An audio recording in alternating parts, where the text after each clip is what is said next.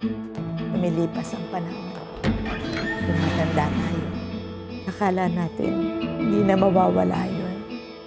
Bigla na lang, may naramdaman ako na parang nagbalik ang alaala namin dalawa.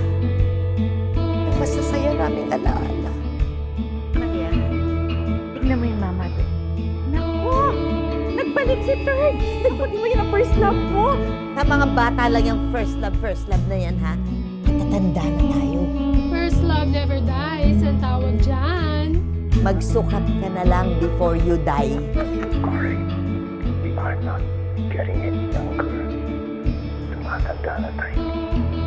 Baka ito na ang huling beses magkakataon natin para magkita. I'll see you.